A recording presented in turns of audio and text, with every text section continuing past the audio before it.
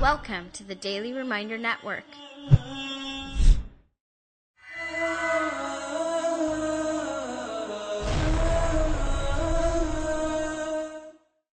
Life is all about change. And as they say, change is a constant. Change is a constant. Because if you don't change by choice, Shaitan will change you by force. It's a matter of decision. You either decide to change favorably and take control of your life, which is your mission in this world, which is the reason you are created, which is the reason Allah put everything at your service. Because you are the decision maker in this world. The sun doesn't decide its course. The moon doesn't. Rain doesn't. The whole world doesn't. Vegetation doesn't. Plants, animals, they don't decide anything about their lives. They're just programmed to behave in a certain way and follow a certain course. You're the only one given choice. The angels don't decide. They just follow the instructions. You, human beings and the jinn, are the only ones who are given choice. And these are the only two sources where corruption comes about. Because they make the wrong decisions. So one of the biggest gifts Allah has given us, Allah has given each one of us, is choice, the ability to decide, the ability to choose which route you take, the ability to choose what action to do, what steps to make,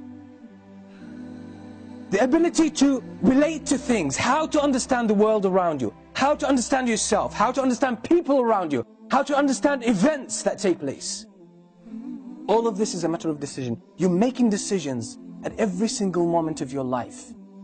But most of us have given up this gift, and we let the society choose for us. We let our culture choose for us. We let sometimes our friends and peers choose for us. We let our teachers choose for us. We let our parents choose for us. We let the TV choose for us. We let our politicians choose for us.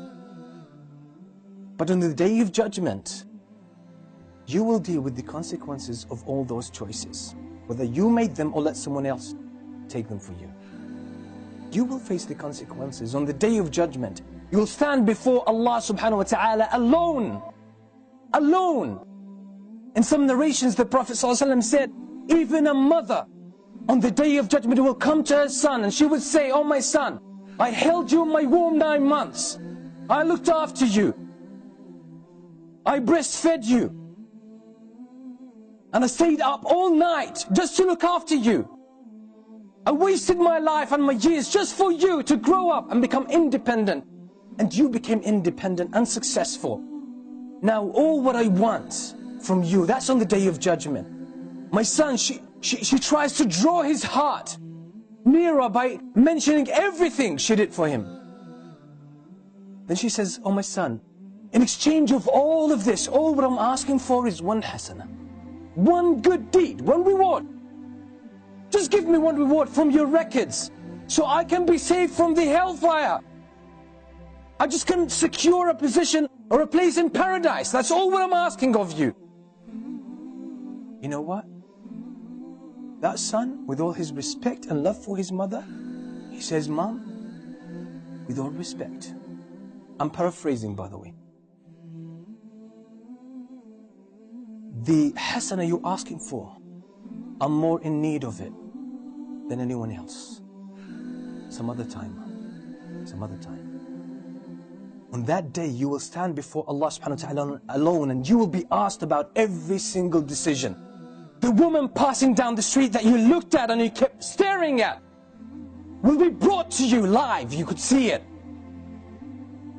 The moment you were alone and did something wrong, the moment you took some haram money that doesn't belong to you, the moment you dealt with riba, the moment you were backbiting someone or slandering someone, that moment, just before that moment, you had the ability to make a decision, either to engage in a sin or give it up and leave it.